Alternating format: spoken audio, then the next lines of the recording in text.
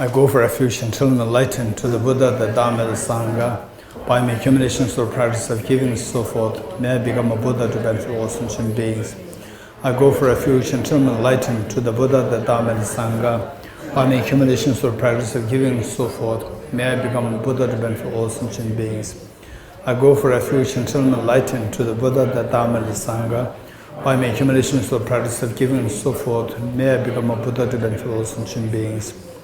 Sanye Joda Zoge Shonam La Chanju Pandu Dani Gyapsu Nage Jinso Gebe Sonam Ki Dola Pingi Sanye Drubare Sho Sanye Joda Zoge Shonam La Chanju Pandu Dani Gyapsu Nage Jinso Gebe Sonam Ki Dola Pingi Sanye Drubare Sho Sanye Joda Soge Chonam La Chanchu Pardo Dane Gyapsu Nage Jinso Gebe Sonam Ge Lola Penjir Sanye Drubare Sho Om Ye Dharma Hetu Prabhavam Hetum Te Shamdatha Gato Yavatat Desham Chayo Nirodham Evam Vati Mahashramanaye Swaha Om Ye Dharma Hetu Prabhavam Hetum Tesham Dathagato Yavatat Desham Chayo Nirodha Evam Vati Mahashramanaye Swaha Om Ye Dharma Hetu Prabhavam Hetum Tesham Dathagato Yavatat Desham Chayo Nirodha Evam Vati Mahashramanaye Swaha. Okay, I think we'll quickly do the second method as well. The second method, which is that sevenfold causative method. We'll quickly do that, not in great detail. The second method, the sevenfold causative method, this has the preliminary practice, and then the 7 steps. And of course, we need to remember all these steps. The preliminary. Preliminary is the equanimity. Equanimity. The preliminary. Then the 7 steps. 7 steps. Okay. I don't want to make you work too hard. Okay. Some people, they already know where it is. The David. Where is it? Which page? 341. 321. So last time I deliberately preferred not to tell you the page number, so that you work hard and you know, right? Okay. So today, since that we don't have time, okay. What page number is that? 321. Okay. 321. All these steps are there. The first one is remembering all beings as one's mothers. Number 2, remembering their kindness. Number 3, repaying their kindness. Number 4, seeing the beings in the light of great affection. Then number 5, great compassion. Number 6, altruism. Number 7, bodhicitta. Okay, this is extremely important. The method. If you can feel that through the practice, each of the steps every day, then it's very powerful. Okay, number 1 is Seeing beings and remember all beings as one's mothers. So for this, before that is what? Preliminary. What is that? Equanimity. Equanimity. This is at the moment, if you look at how our mind works, our mind is so biased with excessive attachment towards some and aversion towards others, where there's a total imbalance in the mind. And this is like say, trying to build a house on an extreme steep place. Some are very low, some are very high, and where we cannot really build a house. What we got to do is that we have to level the place. So cut those places which are higher and then fill up those places which are low. So that will make it level. And where you have excessive attachment, cut that. And where there is excessive aversion, fill that up with love and affection. Make it equal. So this initial phase, this is not the ultimate practice. But we have to do that. How? So all these require to bring about a change in your the cognitive thought process, which is the discrimination of the 5 mental factors: contact, attention, discrimination. Number 3, when it changes discrimination, invariably the feeling is changed from unpleasant to the pleasant. With this, the intention will be not agitated, will not be disturbed, it will be calm and peaceful. So how do you do this practice of equanimity? Is that you look at the beings, we see that there are 3 kinds. Near and dear ones like your mother, father, husband, daughter, son, whatever, and on the neutral beings and the difficult people. And if you look at how your mind reacts to these 3 different people, we see that it's very uneven. With those near and dear ones, there's the affinity, the great affinity there. With neutral beings, indifferent, or at times being oblivious to the neutral beings, or otherwise being indifferent. Who are these, And whereas the difficult people, there's aversion. So this is your mental reaction. And with this mental reaction, you are not happy. You are not happy. There is the agitation is bound to happen. You are not happy. Finally, the purpose is forget about practice of bodhicitta and so forth. What do you want?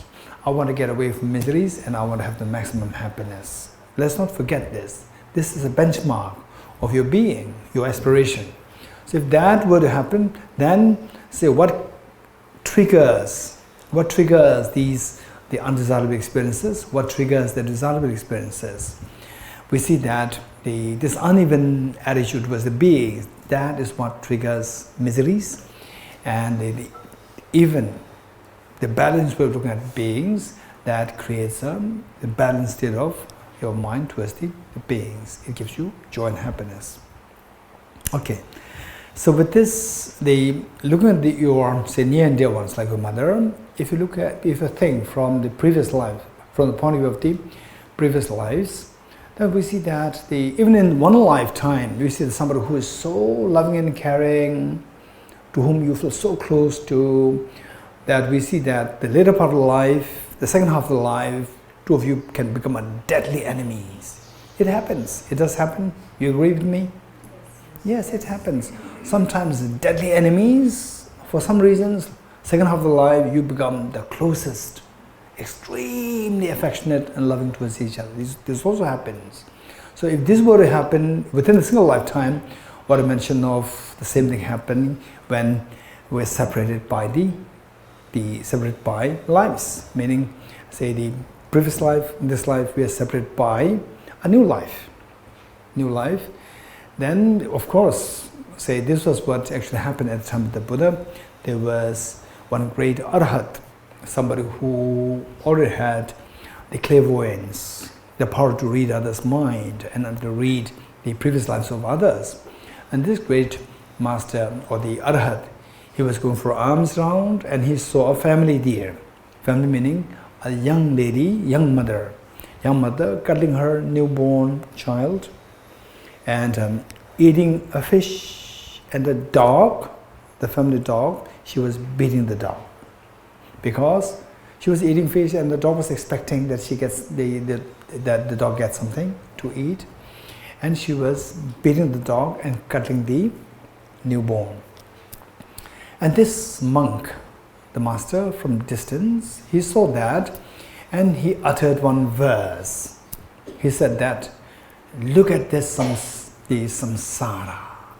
Say in Tibetan, Pasha Sashin Maladum Rangi Do Pandu Ku. Tinde Kowe Ngansula Tena Kyo Tinike, which means that the girl is, the young mother is eating the flesh of the father and beating the mother, cuddling the deadly enemy. And this is the nature of samsara. If you reflect on this, it makes you to feel deeply renounced with samsara. This is what is said. So it so happened that her father passed away, and the father took birth as a fish, and she was eating the fish. And the mother died, and mother took birth as a dog, and she was beating the dog. And the deadly enemy, the neighbor, took birth as she died, and took birth as her own child. She's cuddling that. So totally unpredictable, totally unreliable. This is my near and dear ones, this enemy. It's just a very random phenomena.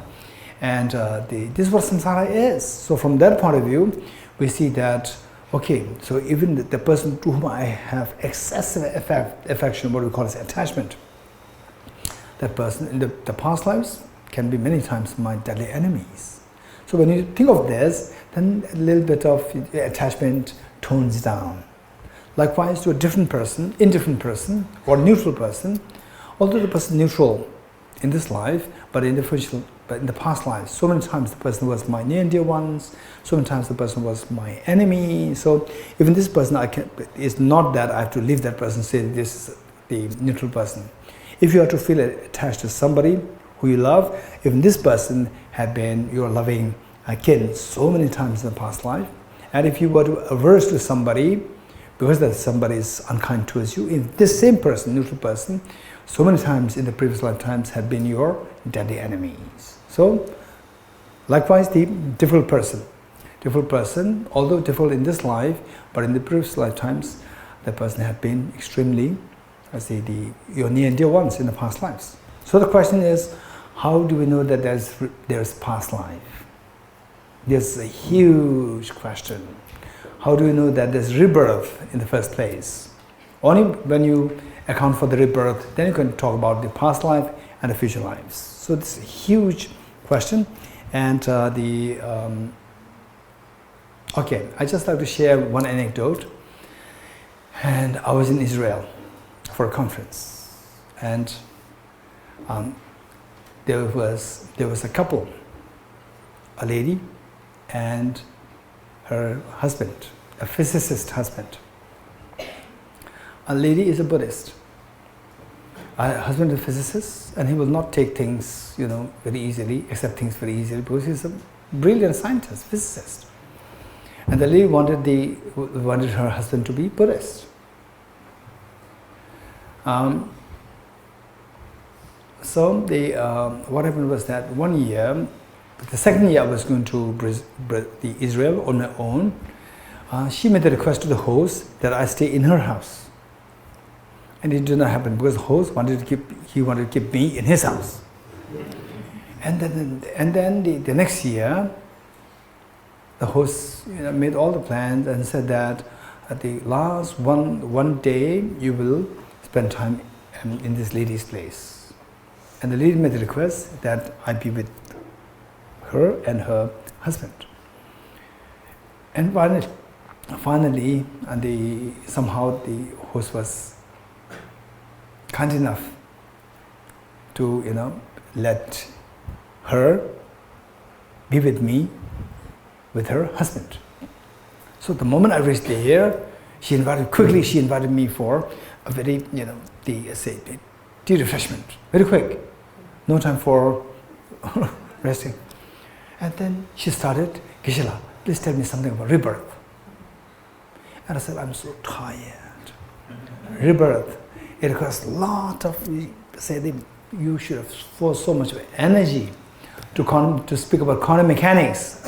It's not like you're so tired and you talk about quantum mechanics. It's not possible. It requires a lot of, your mind should be very fresh to talk about these things. I'm so tired. So she gave up. And then when the dinner on the table, again we were together, and she says, Geshe, tell me some of the rebirth. I was already tired from all these many days of traveling, teaching, tired. And I said that, I'm so tired. So that's the only possibility for her to, persuade me to talk. I said, very tired. She became so desperate. She said that he's the one who doesn't believe in rebirth, which means her husband. He's the one who doesn't rebirth. He doesn't believe in rebirth. In other words, why she was asking the host to make me spend time in her house was all because to talk to her husband and make her Buddhist. Okay. So I was staring at him, and he was staring at me like this. Two of us were staring at each other. And then, we cannot go into details. I just told him that you are a physicist. Physicist means you have a brilliant brain. And if you spend your time, so whatever you're doing, research, whatever you're doing, if that is just for filling up your belly, even the dog can do that. Even the ordinary people can do that. It does not require the brilliant brain. So, brilliant brain have to do something which the ordinary people cannot do. This is what I told him. And what is that thing? Explore. The brain is not for physical work, it's for exploring. Exploring the concepts which are so nuanced, which are so sophisticated, which the ordinary people cannot really explore, like rebirth. Whether or not there's rebirth. Don't ever start with the belief that rebirth exists. Nor should you start with the belief that rebirth does not exist. You should begin with the open question, not with the blind faith that rebirth exists, not with blind faith that rebirth doesn't exist. Just as it is difficult to prove rebirth, it is equally difficult to disprove rebirth. This is what I told him. So with this, then I said that, and then why rebirth? Why should we have to discuss on rebirth? Whether it's there or not, who cares? Yes, it's a serious matter, because if you don't explore the rebirth, you can become like a small child. A small child, I'm sure here, when you're a very little boy, little girl, at times you told your parents that, I don't want to go to school, I'm sick, although you're not sick, right? I'm sick, I don't want to go to school. And if the parents said, okay, yes, you don't want to go to school, it's fine, you don't have to go. If you do that, then later the child becomes age 19, 20, 21, the child will fight against the parents, saying that you stopped me from going to school when I was young. You're getting it? So, the child will say that I don't want to go to school, but the parents will somehow persuade you to go to school. Why? Because the child does not see what is tomorrow, what after 5 years, what after 10 years. Whereas the parents, they know what's going to be outcome if you don't study. After 5 years, what will it become? After 10 years, what will it become? You'll suffer terribly badly if you don't study. So this is how the parents will persuade you, because they could see more than beyond today. So likewise, if we don't think about whether or not tomorrow, the next life exists, you become like a small child. You want to think about that today, and you are never prepared for tomorrow, the next life. If the next life exists, if it does not exist, well and good, you are lucky. Whereas if it does exist, you are not prepared. So wise people should explore whether or not there's a rebirth. And once you know that there's a rebirth, then you have to take it very seriously. You have to prepare for the rebirth. Because just filling your stomach, working for your livelihood just for this life, and not at all investing any time and energy for the next birth is very scary. You become like a small child. Okay, this is the basic principle. Now the thing is, if there is a rebirth, let's not begin by saying there is rebirth. Instead, we have to begin by saying, if there is a rebirth. And His Holiness is very smart. He's amazingly smart and intelligent. There is there's what is known as mental life initially it used to be Mind Life Conference. Later, Mind Life Institute came into existence. And the conference, along parallel to that, the institute also came into existence. And this Mind Life Conference, it was started by His Holiness the Dalai Lama and a brilliant neuroscientist, Professor Francisco Varela and Adam Engel, two of them. And Professor Francisco, he's a brilliant philosopher, he's a brilliant neuroscientist and exceptionally brilliant, very young and very brilliant, very renowned neuroscientist. So, and this professor, he passed away. He passed away. I just make it, they cut short the story. He passed away. And then people, they were creating a documentary film on him. They came to do interview of His Holiness the Dalai Lama, and I was there as a translator.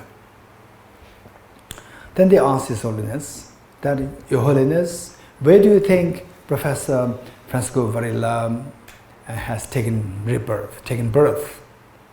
Then His Holiness didn't say that he has taken birth there, but he said, if rebirth exists, because this documentary film, the audience is going to be mostly scientists. And for the scientists, rebirth is question mark. Even the very unbiased scientist is a question mark. Whereas biased scientists will say no rebirth. Unbiased will be saying is a question we don't know, we have no clue. So because of this audience, His Holiness says, if rebirth exists, he will come again as another scientist. If rebirth exists. This is a very smart answer.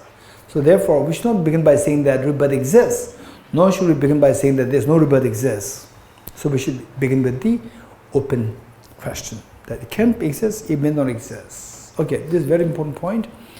And so in this connection, if there's a rebirth, which means that there should be something there traveling from one life to the other. And what we have is that we have the body and we have the mind. And this body, for sure, it doesn't travel. This body is what you get from your parents, and when you die, this body will be left behind, buried, cremated, it will be left behind, and this will become the ash, or it will, say, mix with the soil, and the plants will absorb as the nutrients, and plants will be eaten by some other animals, and the apples will be eaten by another human being, and then it will become their part of the body. Right? This is how the body moves from one to the next, and then it has nothing to do with rebirth. If there's a rebirth, it should be the mind which travels. How do we know that the mind travels? For this, we first need to establish whether or not the mind exists as different from the brain. If the mind does not exist as different from the brain, then the brain dies, the brain is cremated, finished, mind gone.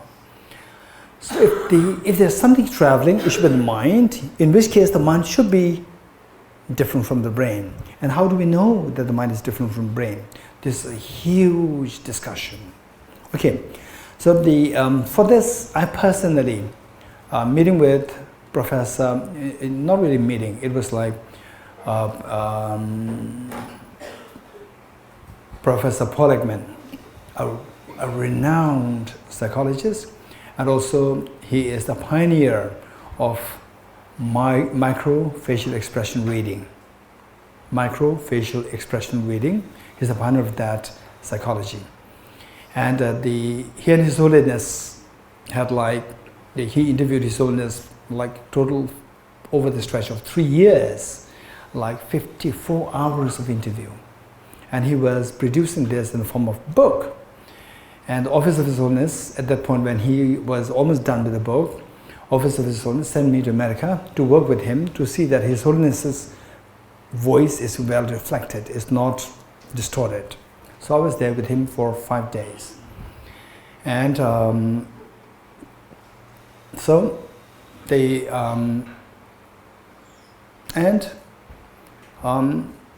for 5 days, he was so kind. He entertained me so well that every evening there is some programs. Besides two of us sitting together, work on the book. And one was for me to meet with his colleagues, psychologist. And he asked me to introduce myself and what I do to his colleagues. So I did that. I talked about some emotions and so forth, and how the emotions, the destructive emotions, can be brought to an end. Then one lady psychologist raised her hand, said that, but these emotions such as anger, attachment, and the fear, we cannot get rid of these things. Although you said that this can be gotten rid of, in reality, this cannot be gotten rid of. So, then so this is the point. So the reason that, as she said, is that because these emotions are, number one, they are instincts. Number one, that they are instincts. Instincts meaning that they don't arise through, say, philosophical inquiry or newly built. They're all what you inherited from the evolution, human evolution, which has a history of 0.3 million years. And so this, number one, is instinct, and also that for the survival of the human beings, human species, we need these emotions. Without these emotions, we cannot survive. The species will die. While the whole purpose of this, the species, is to continue the species. So we cannot get rid of this. And you said that this can be got rid of. So this is the difference. According to the Buddhist psychology, which the Buddha taught initially, that even these emotions are the instincts. And of course, they justify that these are required on the basis that without attachment, you will not look for the conducive factors for your survival. And without the anger, you will not work to get rid of the non-conducive factors which are harmful to your survival. Without the fear, you will not work to run away from the threats of the tiger, lions, and so forth. Tigers, then you don't have fear, you will not run, and they will eat you up. You continue, you terminate your existence. So therefore, these emotions are required. These are instincts. These are, in a way, evolutionary gifts from your ancestors. This is what was said. So, according to Buddhism, are they instincts? Yes, these are instincts. Even the instincts can be transformed. And for survival, we don't really need these destructive emotions. These destructive emotions can, simply destroy your peace of mind. And what really helps us to grow is that your immune system must be very strong. And these destructive emotions, they consume your immune system. They destroy your immune system. Whereas, if you don't resort to the destructive emotions, instead, if we resort to the skillful compassion will make you to run away from the fears and embrace the conducive factors. So what these modern psychologists would say that, or the Darwinian, the evolutionary theorist would say that these emotions, destructive emotions, are required for your survival. For the Buddha, we only require the skillful compassion. The skillful compassion not only serves to fulfill your, say, the aspirations to get rid of your non-conducive factors, and to acquire the conducive factors, and to run away from the fears, also that it strengthens your immunity. It strengthens your immunity, and your immunity becomes strong, and this makes you even stronger. You're not prone to contracting illnesses, disease, and so forth easily. Okay, so the point is that this mind, how the mind is presented by the Buddha, presented by Charles Evans, is very different. So the question is, how do we know that the mind travels from one life to the next life? In other words, how is the mind different from the brain? This is a huge topic, and the best book that I would suggest is the Acharya Dharmakirti's text, Pramana Vartika Chapter 2. Pramana Vartika Chapter 2. This is the best book on establishing that the mind is different from the brain. Number one. Number two, that I'd like to also share with you how that the mind is different from the brain is that the artificial intelligence that we are talking about, artificial AI, artificial intelligence, However sophisticated that is, it requires an external person to operate on this. Whereas your brain, which is also a mechanical phenomenon, which is purely mechanical, it does not require somebody to press a button. It does not require somebody to operate on this, because there's a mind which is operating on this. So therefore, there's operator there, which is unlike the artificial intelligence, which is purely mechanical without the integration of the mind in it. Whereas with our brain, there's a mind which is operating on this. So there's a mind operating, operator, and operated. These two things are there. So from this we see that there's a mind which is operating on the brain. It's just not purely the brain. Then number two that is so important is that again in Israel, 2019, just immediately before the COVID breakup in the world, I was in Israel for the conference organized by the world-renowned neuroscientist, very senior neuroscientist, and the team. They organized a conference on consciousness, and I was there, and that's very strange. The participants involved many neuroscientists, psychologists, even physicists were there. Even physicists were there, and the author, the famous author, who wrote Homo sapiens, who wrote the Sapiens, Noah. Yes, he was also there, and he did not really talk. He was just there, invited there. And then during our just tea break, we were sitting together. He's really well informed. He's not old, he's young, but so well informed and extremely bright. During the conversation, I could easily figure that out. He's extremely bright and very different. I really appreciate his intelligence. Okay. There, one of the neuroscientists, during her presentation, she was, making the presentation about the function of the mind on the basis of the brain, working with the brain. And suddenly somehow it came down to the topic of the free will. Free will. And then the debate started.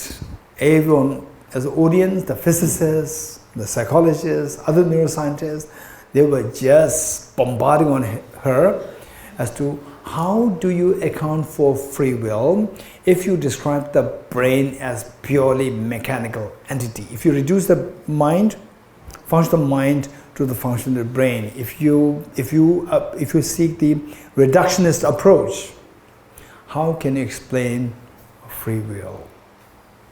she got stuck, because that if you treat the brain as purely mechanical without input of the mind, or treat the mind as purely mechanical, the brain, then there's no way by which we can explain the free will. How the universe came into being from the singularity, the Big Bang, singularity, to this stage, purely on the basis of the physical, till let's say the singularity 15 billion years ago. And then the formation of the water in the planet Earth is like 4.6 billion years ago.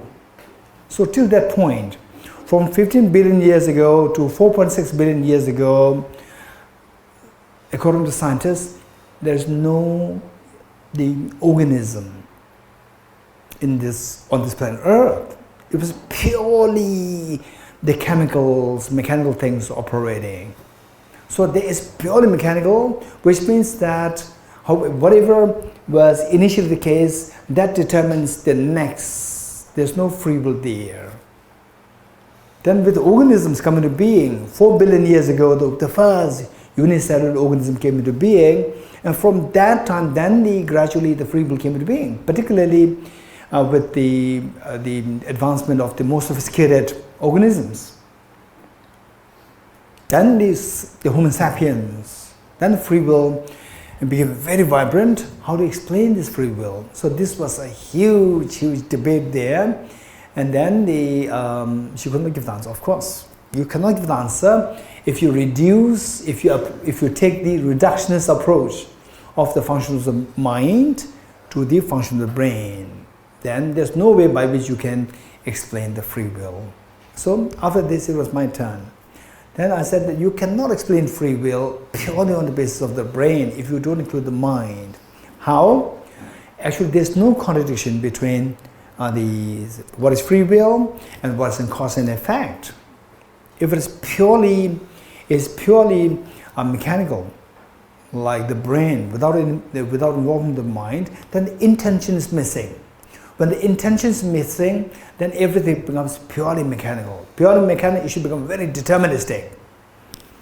So this is where I say you cannot account for free will in case if you don't bring the phenomena of the mind, which is different from the brain. Okay, so I'm going to quickly wind up. Not really I'm not even yet to start, right? Okay, so start and wind up together of let's say the sevenfold cause of the method. So here the basic principle we have to know. The basic principle is to feel the benefit.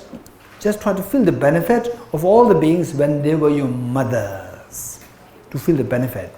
And whereas if you have difficulty with your mothers, the Buddha very clearly indicated that it's not necessary that you have to meditate on the sevenfold the method on the basis of remembering other beings as your mothers. So the Buddha very clearly indicated that everybody has been your mother, father, brothers, sisters, teachers, and so forth. Your son, your daughter, and so forth. So in whatever way you think of the other beings to be like your mother, father, whichever way of reflection helps you to invoke this compassion, affection towards the beings, do it. So what we said is reflecting all beings as one's mothers. You can replace it with reflecting all beings as one's father, brother, sister, whatever is more effective to you. This is what we can do. One. Then from this, the point is that what we're trying to do, the crux, the essence of this practice is to see that your mind flows with love and affection.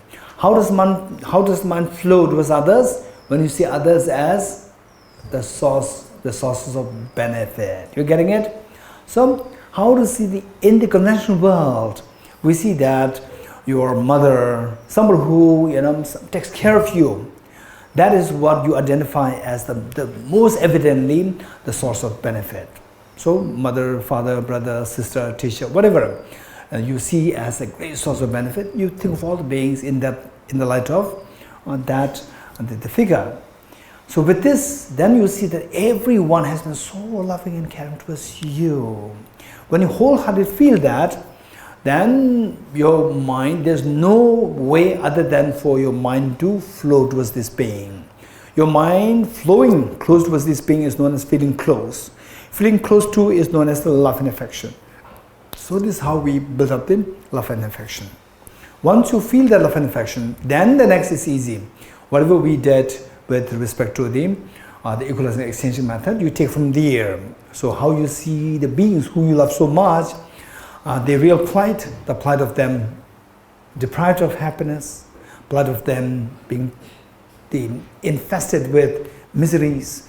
When you see these things, then your mind can manifest in the form of this love and affection, can manifest in the form of compassion when you see that other beings are suffering in a state of terrible miseries. And this love and affection can manifest in the form of loving kindness when you see the beings are deprived of happiness. May you have the happiness and the cause of happiness. May you be freed from suffering and the cause of suffering. Then the next question is, who will do that? Next is, I will do it. How will you do it? By becoming a Buddha who is perfected in three qualities. Okay, the rest is the same. So in this connection, what is so important is that particularly with the modern education, one tendency, there are many good signs, there are also bad signs. One of the bad signs is that with modern education, your relationship with the mother, somehow it becomes very bad. Not only mother, but the father as well. This can become very sour.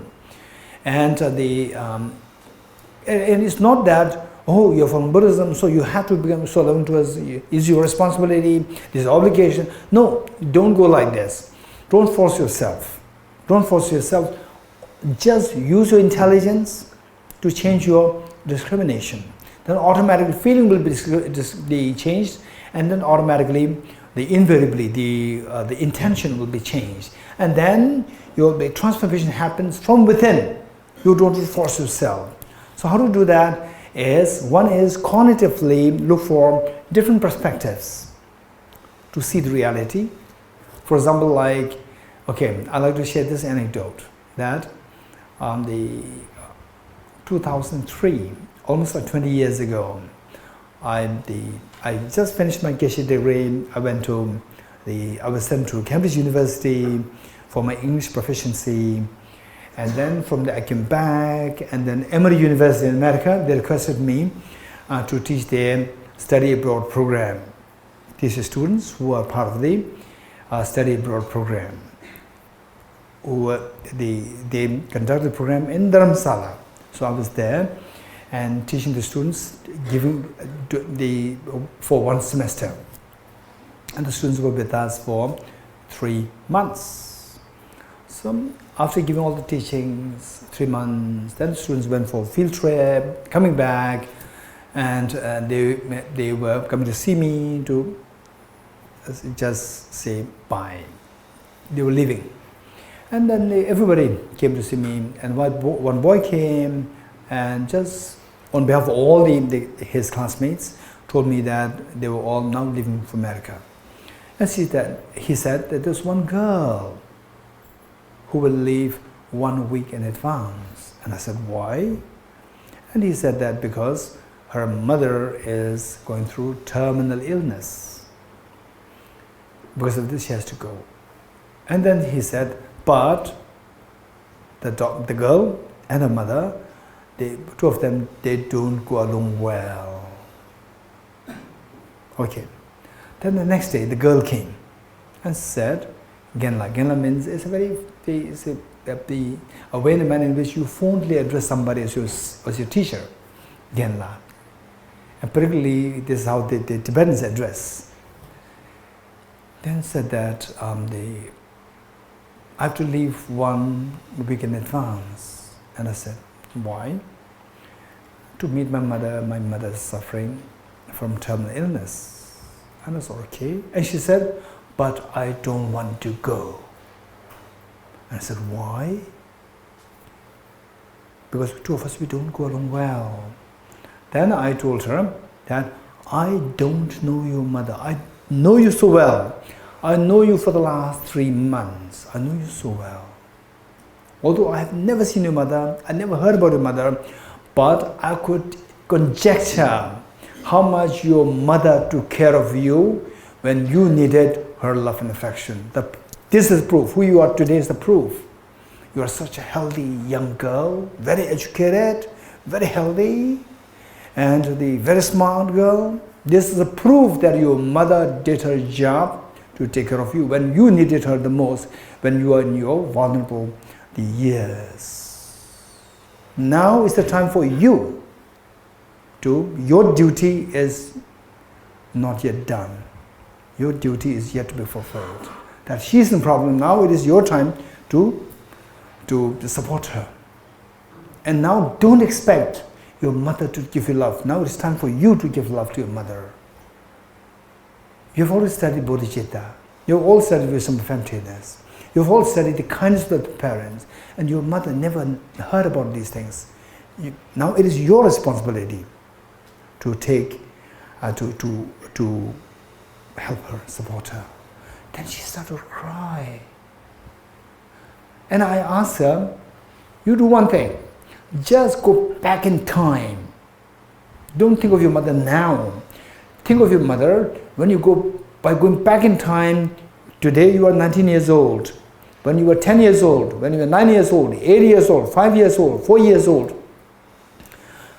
More you go back in time, you will see that yourself in a more vulnerable state.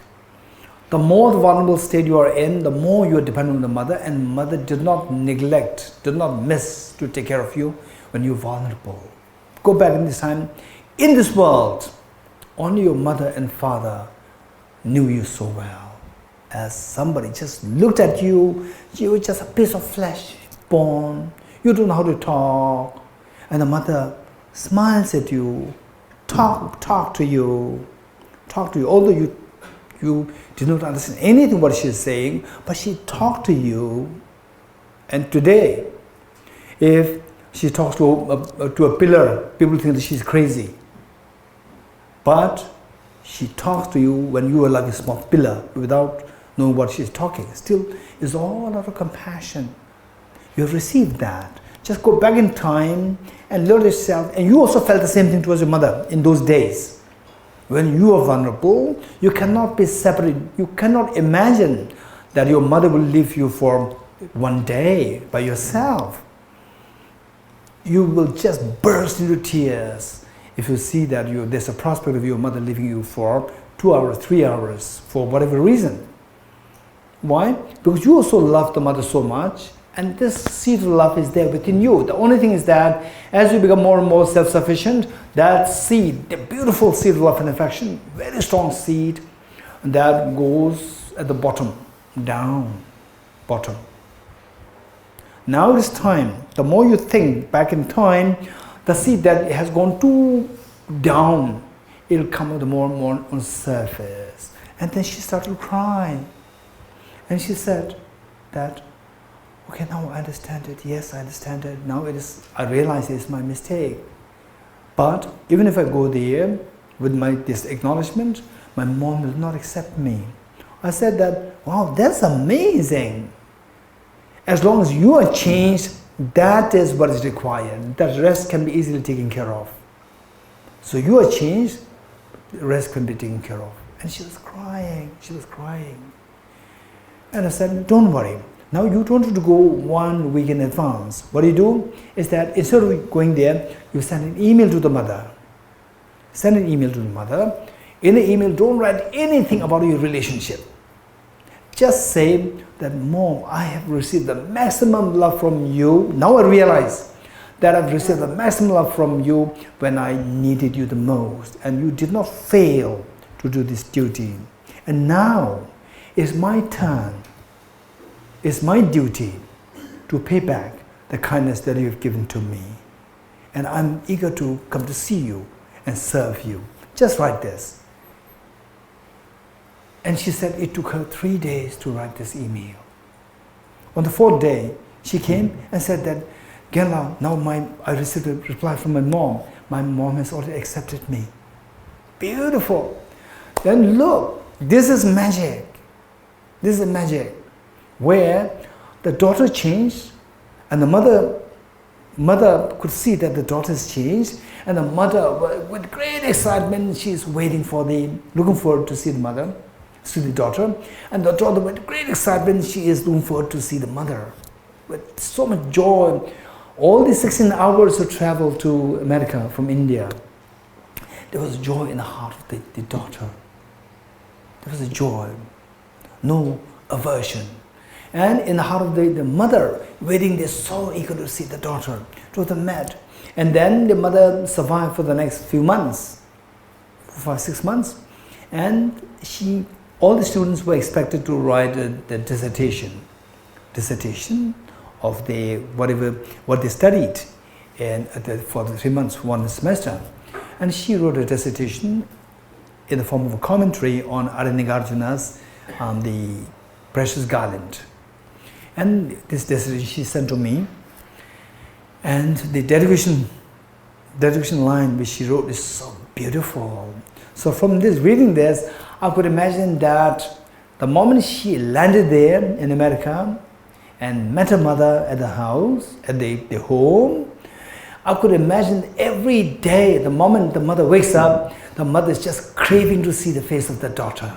The daughter wakes up, she's just craving to hug the mother and caress the mother and serve the mother. There's so much joy every day. This was I could imagine. It's beautiful. And what she wrote in the dedication, she wrote that it's very moving. She wrote that the mother passed away when she was writing this diary, her mother passed away, and she wrote, as well as she's talking to the mother, she wrote that, I dedicate this dissertation to my mother. And she said that, Mom, I'm so lucky that you are there as my mother in this life. And two of us will always go together till enlightenment. We'll go together. Beautiful. So from this, we can see that everybody has this deep seed, profound seed of love and affection, which you received from your mother. You also felt the same thing towards your mother. Only thing is that this seed, as you become more physically, more and more self-sufficient, then the mother is being so loving.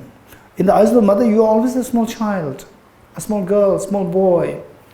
And then you reach already like 16, 17, 18, and then you want independence. And the mother is always worrying about you, worrying about you. Worrying means it's out of love. Not that to create problem or to screw you up. Not for that. It's out of love. Out of love. And then you don't see this element of love. You see that, oops, I don't have the privacy, so overprotective. You know? You only see this side. You don't see the other side. How much pain the mother is going through when you are on the verge to fall prey to some problems. The mother is worrying. It's out of the love. Just see that angle, see that side. You should be really feeling so grateful to your mother. So this is exactly what happened to this girl.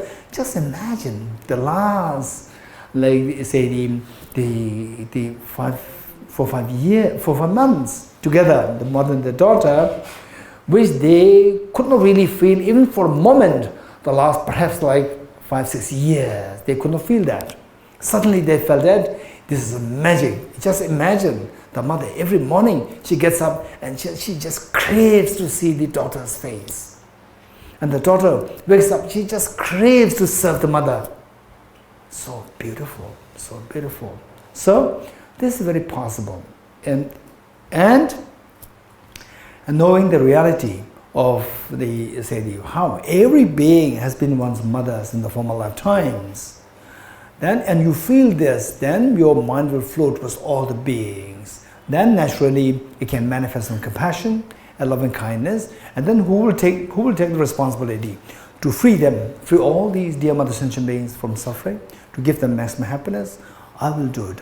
How are you going to do it? By becoming a Buddha. May I become Buddha for the benefit of all sentient beings. This becomes Bodhicitta. Okay, we are done. Now, what do you do? Should I do like a lottery? 2 or 3 questions from this? Or what do you think? Okay, I will leave for on Changjubla. What should I do? Lottery is fine. Lottery? Yeah. How many questions? So it's already like 3.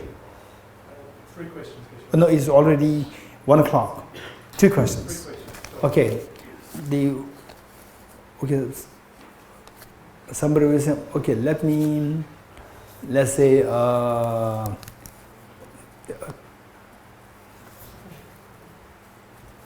okay, let's say Chelsea. Another one. Okay, here Navia, and then the Tenzin Amrullah. 3 of you come, and I'm not responsible who is picked. Get what question picked up. I'm not responsible, right? Okay. Okay. Quick! 2 of you, quick.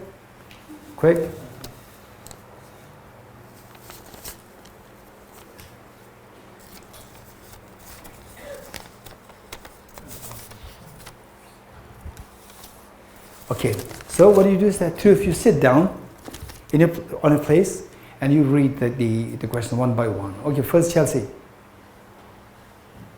My writing is not very clear. Huh? Can you please explain evident? Phenomena? Evident, hidden, slightly hidden, very hidden, obscured, Evident, obscure, and very obscure phenomena. in detail with examples. Okay, this is a good question. This is a very important question. I wish I read all these questions, and I wish that this retreat is like 1 month long. It's very good. Now no hands allowed. No hands allowed, because these are the lottery questions. Right. That was my question. So, if someone else, I have some idea. So, I mean, So you don't want? No, I want, but there are other questions as well. So, if someone No, this is a lottery. You win the lottery. You won the lottery. That's amazing. Don't worry. You won the lottery. Okay. So all phenomena, this is the methodology of the study of logic and Buddhist logic. You're getting it? This is methodology. To make things so comprehensive. You understand? To make you understand very comprehensive. All phenomena all phenomena are subsumed under three groups. All phenomena. Evident phenomena, slightly obscure or slightly hidden phenomena, and very hidden phenomena.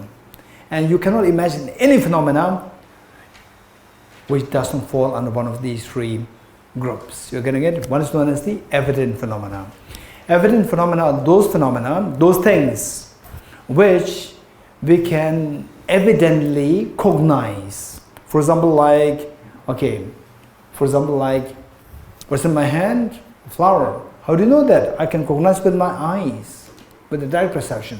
So those objects which you can cognize without necessarily resorting to any reasons is known as the evident phenomena, like the flower, myself, a tourist shoot, or what?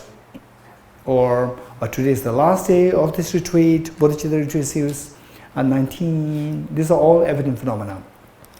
The next part is the obscure phenomena which require reasons to cognize. Within that, there are two categories. One is absolutely one is the slightly obscure phenomena or slightly hidden phenomena, and the other one is very hidden phenomena. So the first, a slightly hidden phenomena. For example, like say Big Bang. How do you know that the Big Bang happened? Right? We have never seen the Big Bang. We have never seen that. It's not evident to our eyes, not evident to your senses, but we know that the Big Bang actually happened. How do you know that? On the basis of the Doppler's effect in physics. Experiment, the Doppler's effect in physics. From this, we can infer the Big Bang. For example, like we see that with the Doppler's effect, we see the universe is expanding, not only expanding, accelerating in the expansion.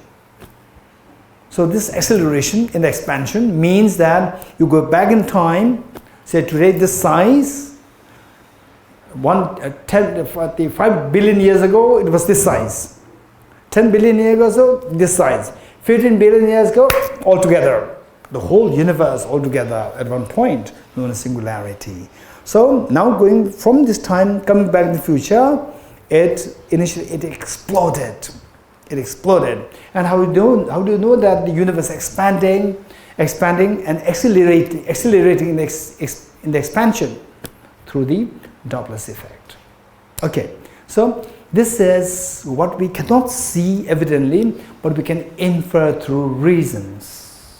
Infer through reasons, infer through say the clues, the reasons. Okay, so this is through the pure facts. From the pure facts, we can deduce that the Big Bang happened.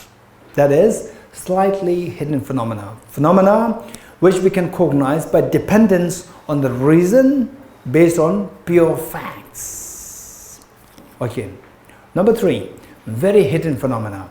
For example, if I ask you, what's your birthday? Anybody who likes to share your date of birth without necessarily identifying your year of the birth? No need of the year of the birth, just tell me the... Okay, that's good. 26 July. And are you sure that you're born 26 July? You're not sure. No, are you sure or not? Or how many are sure of your date of birth? Raise hands. How many sure? Okay, the serial number, tell me. What's the date of your birth? Nubala? 22nd August.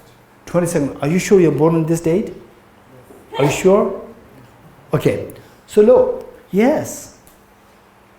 Right? How do you know that you were born 22nd? Did you see yourself being born on that day? I got birth certificate. Because I have the very standard, authentic date of birth certificate date of birth, right? Okay. What is this date of birth? This paper decides, right? Who drafted this paper? A doctor? A doctor. So you trusted the doctor. It's not that there's a clue there, some clue, some reasons there. You trust somebody. You're getting it? So there's one category of phenomena which you can cognize only through trusting, only through the testimony of somebody else's authority, right? Because the doctor, he was authorized to say that he was born on this day because he has seen that, and there's no reason why the doctor should tell a lie. So with all these reasons, we see that this doctor is the authority pertaining to identifying the date of birth of Nubala, right? So this is known as he in a way, he cognizes his date of birth by reliance, by depending on the reason where he depends on the testimony of the authority of somebody else's authority, the doctor's authority. So this is known as very hidden phenomena or very obscure phenomena. So everything that exists in the universe, they fall under these three categories. And science, modern science, touches only the first part, evident phenomena, and the part of the second category, that is the slightly hidden phenomena or slightly obscure phenomena. They only touch part of it, not the full. And they don't at all touch the third part. With the third part, they are totally oblivious. And if they try to touch that part, then they have to sacrifice the rigor of the modern science. The beauty of the modern science is that it's so rigorous. And smaller the scope of the research, the rigor is maintained. The more you expand the circle of the research, the rigor has to be compromised. So therefore, the science is not entitled to touch the very hidden phenomena. Okay, the next question. Navya? Why is anger a causal state and fear a resultant state? Say it again. Why is anger a causal state and fear a resultant state? Okay, so what we said is that anger, anger within the mind, we see that, okay, I'm happy, I'm not happy. You're getting it? I'm happy, I'm not happy. So these two are mental states. Do you agree with me or not? Yes. And then I'm angry, I'm not angry is also a mental state. You're getting it? So both the mental states. Within the mental states, we see that one is a resultant state and one is a causal state. How do you demarcate with these two things? For example, say the fear. Fear comes to you. How many of you had the experience of fear? Raise hands. Good. When the fear happens, did you voluntarily go to have the fear? No, it happened. It happened, which means that you don't have any intention to say within the element of the fear. Number one, it happened. Happened means it's a result. It happened means it's a result. On top of that, this fear, while you experience the fear, there is no intention involved that you increase this fear. You take part in this fear. You're getting it? You deliberately, actively take part in this fear. No, you try to run away from the fear. So that is a purely resultant state. Whereas the anger is, although nobody wants anger, right? Nobody wants anger, but anger happens. Once the anger happens, then what happens? That you actively involved with the anger. You're getting it? You know that? When anger happens, say at first, may I have a very pleasant day today, and suddenly your neighbor creates a problem to you, and then you started shouting at the neighbor. Sometimes, the people, they easily shout at the mother. Oftentimes the mother is so vulnerable. We should be extremely loving and caring towards your mother. For no reason you shout at the mother, right? In fact, what happened was that once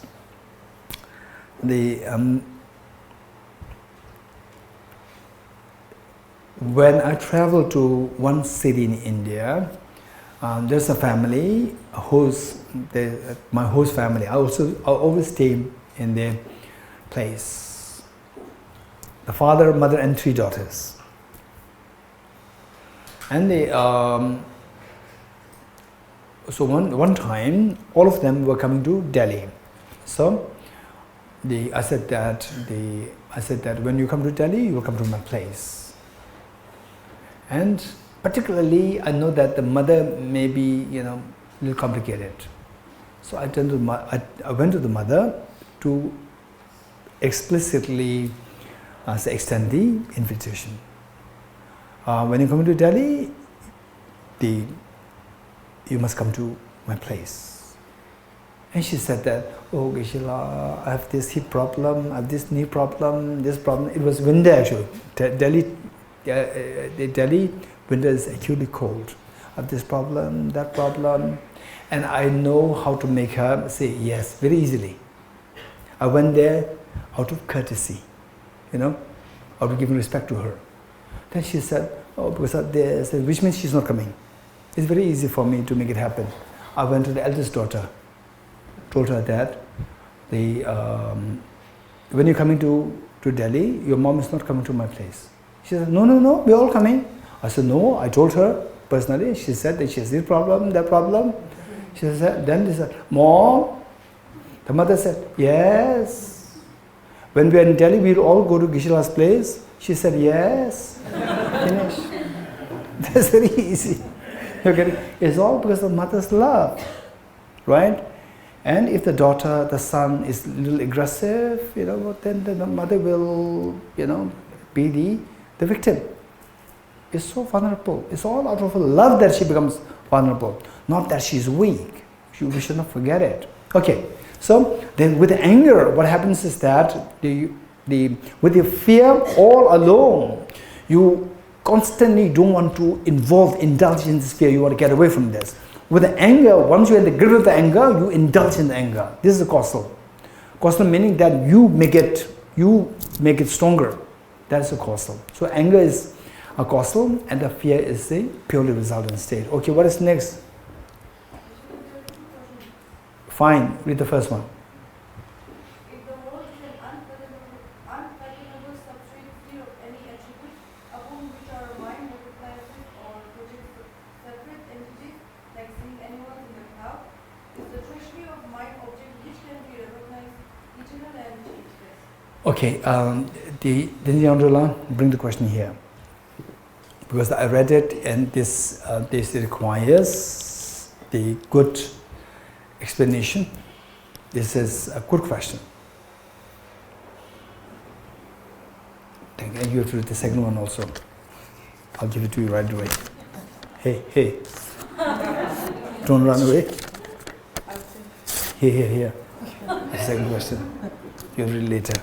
Okay, the question is, if the world is an unfathomable substrate, free of any attributes upon which our mind recognizes, projects separate entities like seeing animals in clouds, is the treasury of mind objects which can be reorganized, eternal and changeless. Whose question is this?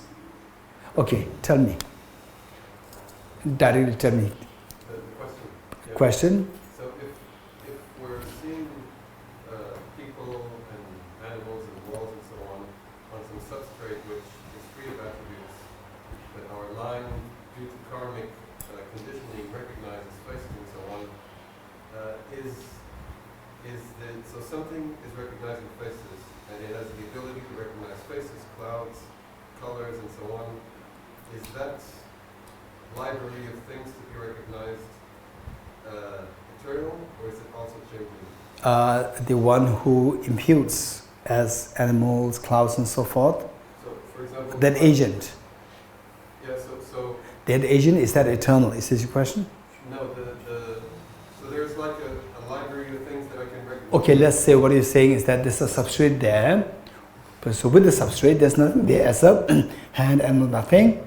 Then the mind imbues as an animal, cloud, and so forth Yeah, on the substrate. Yeah, the mind recognizes things. The mind recognizes things. And Yes. there's a list of things that it can recognize, right? Yes. Right. And is that list of things drawn out of I call it a treasury of mind objects which can be recognized?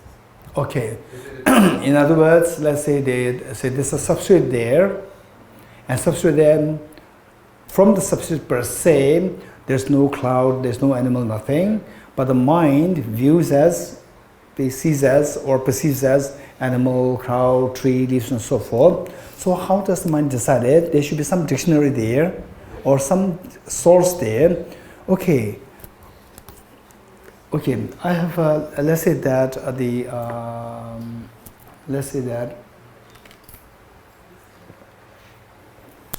there's substrate there, and oh, what is this? This is edible because I have, right?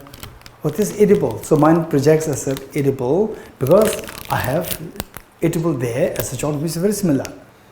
So is there some treasury there from which the mind, on the basis of which the mind then perceives things? Is this your question?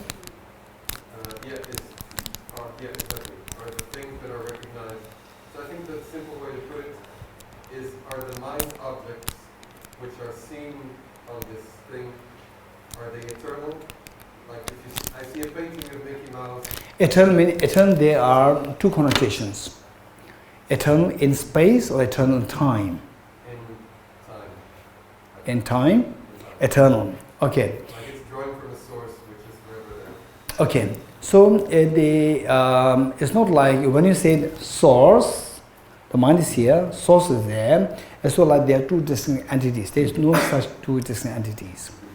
Same mind, in the previous moment, that is the source of the present moment, the mind's projection things. Present moment of the mind is the source of the next moment, the mind's projection things. And also the substrate, you talk about the substrate. This is if you talk about substrate, yes, physics today, particularly quantum mechanics, quantum physicists, they will talk about the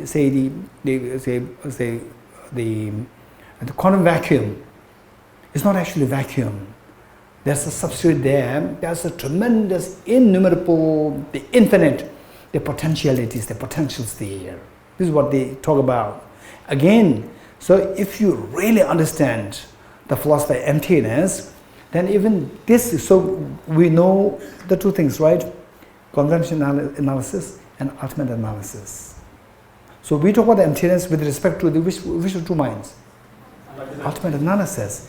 In the ultimate analysis, even what you call substrate, even that is empty. And what do you call as the source? From source, right? Mind is the source there. Even that source in the ultimate analysis, even that is illusion. You getting it? So therefore, the point is that even this mind, which projects things, even that is illusion. Okay, for this, we are not to follow blindly. First, we have to get a glimpse of how this flower is just a bunch of atoms. And yet we see this as a flower. First, we should be convinced that what I'm seeing is not the reality. What I'm seeing is some very beautiful, what is that, violet-colored flower. This is not how it really exists. You should be convinced of this. Not just blind faith. Convinced. Once you're convinced with this, then apply this to say the hand which is holding it. Then just apply this to who's holding? I'm holding this, I. Then apply this to the mind which is analyzing this. Then you will see that there's nothing there from the object to be identified as this or that. Not as a substrate, not as a source, not as a mind, but conventionally, in conventional analysis, everything exists. Good? Okay, the next question. If you want, I can read it. It might be Huh? If you want, I can read it. It might be quicker. Or I can explain. Okay, so I may say that instead of this, I will give chance to somebody else. You pick The up question is behind the yes, you pick up something. something else. Yes. Do I read it here? Yeah, read it here.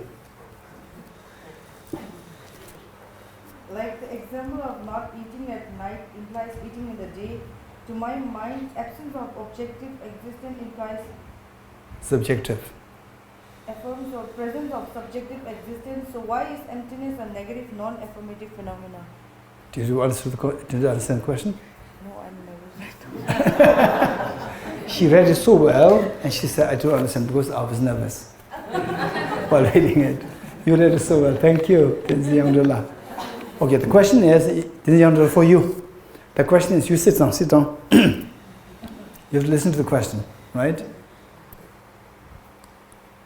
Okay. Oftentimes in the morning practices, because when I'm leading the practice and prayers, I have to make sure that the prayer and the practice flow smoothly, and that time management is there. So sometimes when my goes deeper in reflection, then the flow is disrupted, right? So to make sure that the flow is there, sometimes I have to sacrifice my reflection meanings. You're getting it? So she sacrificed reflection on the meaning of what is there. She's reading this for us. You're getting it? It's not that she's nervous. She sacrificed that. Okay, now let me explain what it said. It says that when you say empty of objective existence, you reject the objective existence. When you reject the objective existence, it implies subjective existence. So how is emptiness of objective existence non-affirming negative? Because it implies something else. It affirms the subjective existence. To make it clearer, by the way, whose question is this? Yes, Sharmilaji. Now, to make it say even something relatable to what we said earlier, emptiness means the dependent origination. How? 5 points. What are the 5 points? I'm sure you have this on your fingertips. I'm sure. What are they?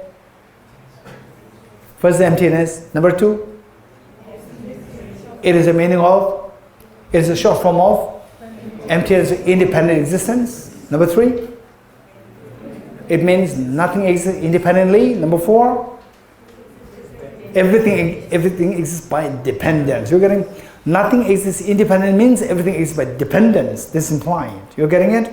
Nothing is objective means everything exists by subjectively. So subjective existence is implied. If that is implied, how can the emptiness of objective existence be non-affirming negative? Something else affirm, it should be, if at all, if it's negative, it should be affirming negative, not non-affirming negative. But we said that it must be non-affirming negative. How is it non-affirming negative? It should be affirming negative because dependent existence or subjective existence is inferred. You're getting it? Okay, so the answer, to make it very quick, is that when I say emptiness of objective existence, what is that mind which cognizes that? Ultimate analysis, cognition analysis. Ultimate analysis. When you say, oh, is subjectively existent, what is that mind? The ultimate analysis, cognition analysis. Is a conventional analysis. You're getting it? So in the ultimate analysis, what comes to your mind is only the emptiness of objective existence. Subjective existence, is it implied or not? It is implied not necessarily to the same mind. It is implied to the next mind, which is the conventional analysis. You are getting it? To the conventional analysis, the first you reject objective existence, then what is inferred? That subjective existence. Instantly, there's a shift happening from the ultimate analysis to the conventional analysis. In the conventional analysis, the subjective existence is not coming. It comes to the next moment of mind. What's the next moment of mind? Conventional analysis. Okay, we stop here. Good.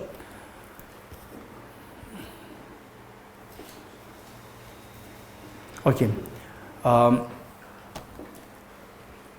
Sally.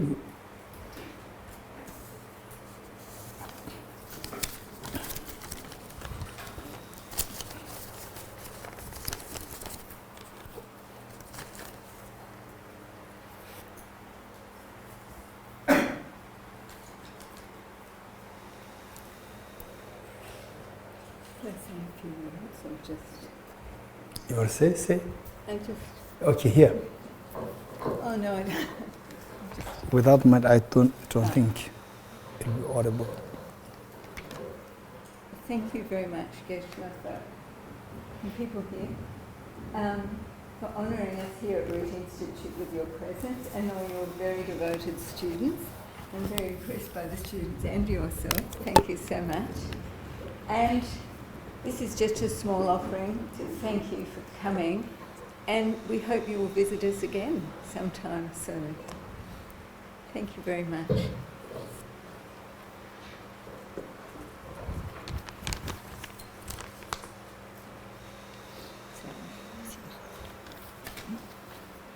Actually, give this for the center.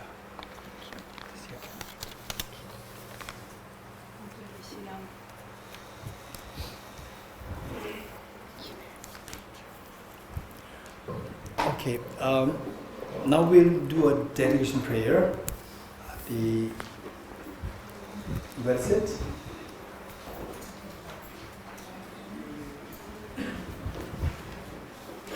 Page 294. Okay, we'll do one thing. Before we do the dedication prayer, we will do the Manda prayer of His Holiness the Dalai Lama.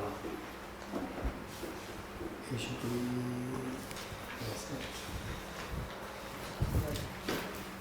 Page number?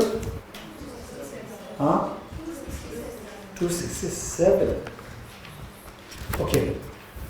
Let us pray for the long life of His Holiness the Dalai Lama. Page 267, 267.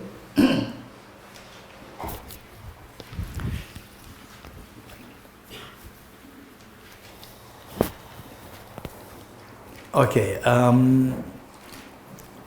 Today, what I would say is that on this planet Earth, there's so much going around. Ukraine war, totally unacceptable. All the border tensions, totally unacceptable. How many billions and trillions of dollars wasted there? And it's all because of what? The leaders, wrong leaders. And the wrong leaders, they come from where? Who don't know dialogue, who don't know what is meant by dialogue, who does not know that you are actually throwing, they say there's English expression which says, a person in a glass stone, a man in a glass stone should not throw stones. You're getting it? If you throw a stone, you are demolishing your own house. It's a glass house. So these leaders, they don't know this expression. They are throwing stones and breaking their own house and creating so much of pain on their own people. So look at Russia. Russian young boys, they're running away. They're not happy. Many of the institutions, they are on the verge to be collapsed in Russia because all these bilateral relationships with the other countries, they're all shut down. And all the funds coming from the various institutions to academic institutions in Russia, they're all closed down. I know some of these things with I'm related to them myself. You can't do anything. So this all because of this, the leaders just thought that we wage a war, annex the land, it becomes our land, then whatever is there will become ours. What? You lost everything. Your people are not happy. And there's a danger that even the revolution can happen, that you can be ousted. It can happen. And this is what the leaders could not see beforehand. But just imagine if all the world leaders of the big nations, if they are like His Holiness the Dalai Lama, all of them, all these trillions and trillions of dollars wasted on wars, armaments, border tensions, they could all be invested for healthcare, for charity, for education, for the growth, for the thriving of the whole world, the peace, and so forth, for the food. So this is where we pray that such leaders like His Holiness the Dalai Lama should live long, continue to guide the world. And that his vision and his holiness says that it's not the mistake of the individuals, it's the mistake of the system. Modern education system, it does not encourage us for heart development. It is meant for only for brain development. In the modern education system, if you say 2 plus 3 equals, even if you have the capacity to become the second Mahatma Gandhi, in the school if you say 2 plus 3 equals 5-ish, you fail. Nobody will say that you have the potential to become the Mahatma Gandhi, second Mahatma Gandhi. Whereas even if you can become the worst of the terrorist, and if you say 2 plus 3 equals 5, pass. This is modern education. Therefore, His Holiness very strongly advocates the need for the programs to bring about heart development in the modern education. So this, His Holiness calls as the universal ethics. And today, this universal ethics is being implemented in various schools, institutions, so forth, under the caption, C Learning, Social, Emotional, Ethical Learning, and headed by Emory University in America. So now it is being spreading everywhere in the world. And I wish that the world leaders, they get sense and adopt it and make it a part of the modern education system, so that the future leaders who are going to be the products of this new education system, they can become sensible leaders who believe in dialogue, who believe in the peace of the world rather than armaments, building the arms, and just creating fears and threatening other countries, creating border tensions and so forth.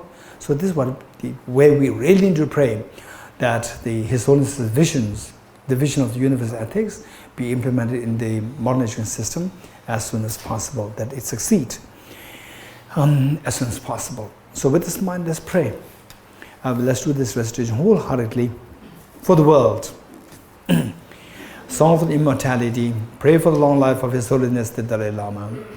Om Swasti, to the assembly of most kind teachers, both present and past, the miraculous dance of the body, special mind of the innumerable Buddhas, manifesting in accord with the aspirants' spiritual capacities, which granting jewel, the source of all virtue and goodness, to you we offer our prayers with fervent devotion, that Tenzin Gyatso, protector of land of snows, live for 100 eons.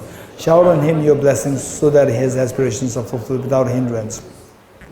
To the assembly of all the meditation deities, manifesting as countless mandalas and divinities, the magical clouds, the immaculate transcendent wisdom, reaching to the furthest expanse of the space of ultimate reality, to you we offer our prayers with fervent devotion, that Tenzin Gyatso, protector of the land of snows, live for 100 aeons. Shower on him your blessings, so that his aspirations are fulfilled without hindrance.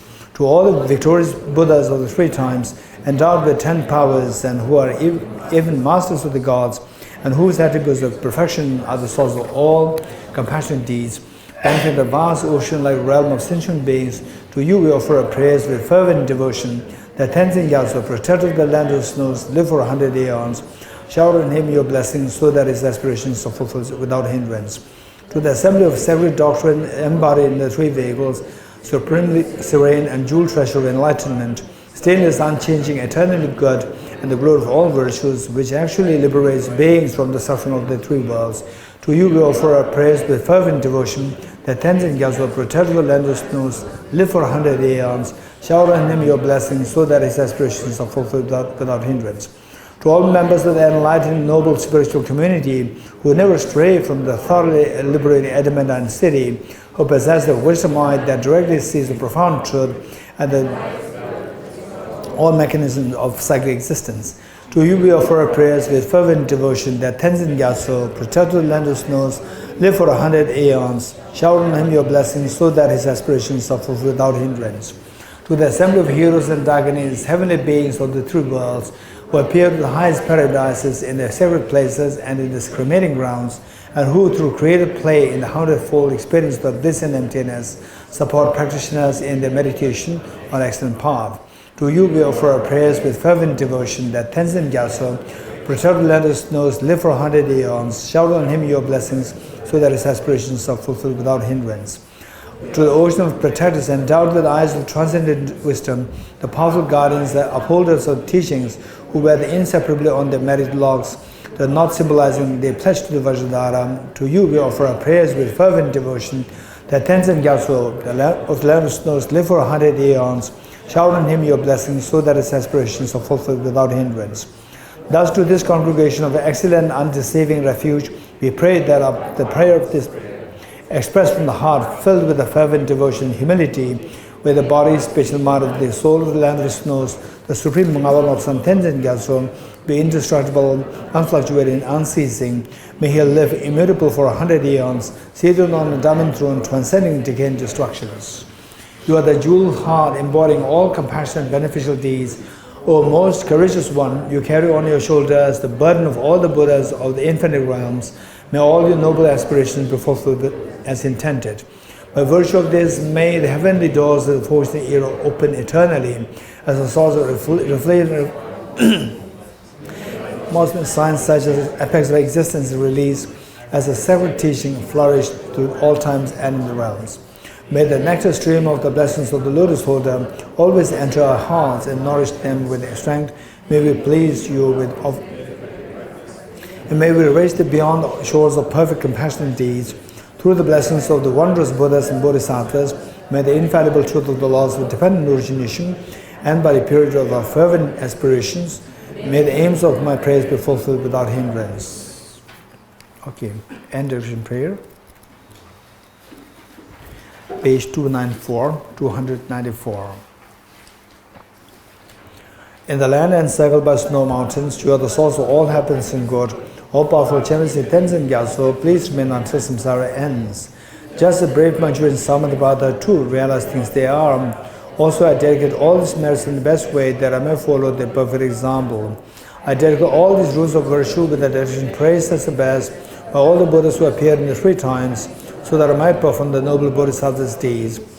Chanju Semjo Rinpoche Ma Ge Panam Ge Gyuroche Ge Ba Nyam Ba Me Ba Yaham Kone Kondo Pe Varai Shoho. May the Supreme Bodhicitta that has not arisen and rising grow, and may that which has risen not diminish but increase forevermore. As long as space remains, as long as sentient beings remain, may I truly remain to dispel the miseries of the world. Due to the merits of these virtuous actions, may I quickly attain the state of a Guru Buddha and lead all beings without exception into their enlightened state. I dedicate the merit of Das gathered towards the realization of deeds in the prayers of all the Buddhas and the Bodhisattvas for the 3 times, and to the whole of the Dharma of teaching and realization. May in all lives, through the force of this merit, never separate from the 4 wheels of the Mahayana vehicle, and accomplish all the stages of the path, renunciation, bodhicitta, perfect in the 2 stages. With the wish to all free all beings, I shall always go for refuge to the Buddha, Dharma and Sangha until I reach full enlightenment. May the poor find wealth, those weak with sorrow find joy, and may the fallen find new hope, constant happiness and prosperity. May all who are sick and ill quickly be freed from their illness, and may every disease in the world never occur again. May the frightened cease to be afraid, and those bound be freed. May the powerless find power, and may people think of benefiting one another. By the merit I have accumulated, may every single being abandon all forms of wrongdoings and perpetually engage in virtues. May they never be parted from the might of bodhicitta, and may they always engage in the bodhisattva's conduct. May they be cared for by the Buddhas and relinquish the actions of the devils. May no living creature ever suffer, commit wrong, or ever fall ill. May no one be afraid or belittled, or their minds ever be depressed. May all the pains of living creatures ripen solely upon myself, and through the might of the Bodhisattva Sangha, may all beings experience happiness. Having dispelled all inner and outer hindrances and downfalls, such as poverty, despair, oppression, cruelty, epidemics, and natural disasters, due to environmental degradation, may all beings forever enjoy the glory of the peace and happiness. Inspired by wisdom and compassion, today in the Buddha's presence, I join the mind of full awakening for the benefit of all sentient beings. I go for refuge to the triple chant. I confess the negativities individually. I rejoice the virtues of all the beings. I hold the precious Buddha in my heart. By the power of practicing and supplicating to you, may all be free from sickness, poverty, and conflict. May Dharma and auspiciousness proliferate in all places where we abide. The path of union of entities and compassion is loosely explained by the protective Buddha Dharma and the beings of lotus nose, with the lotus souls of Tenzin Gyatso, with their wishes are fulfilled spontaneously. May the operations of evil thoughts, humans and non-humans, who harbor malice or perverted prayers against the teachings of the Buddhas, be told evangelized through the power of the truth of three jewels. By dependent realization that profound suchness of appearance and emptiness, together with the force of great compassion of the three jewels and the power of the truth, and through the virtue of the infallible law of karmas and the fruits, may this truthful prayer of ours be unhindered and quickly fulfilled. May the teaching of this beneficial one till world's end be unshaken by the winds of evil thoughts. May it always be met by innumerable beings who find conviction in the teacher by understanding of the teaching's true nature. May I never falter even for an instant to uphold the excellent way of the sage, which illuminates the principle of dependent origination through all my births, never even giving away my body and life. May I spend day and night carefully reflecting by what means can enhance the teaching achieved by the Supreme Savior through strenuous efforts over countless eons. In all my lives, never separate from perfect gurus, may enjoy the manifested Dharma by completing the qualities of stages and the paths, may well attain the state of Vajradhara. Throughout my future lifetimes, may always be guided by Ramajishri and be able to uphold the Dharma in general and the teachings on dependent origin in particular, even across my life.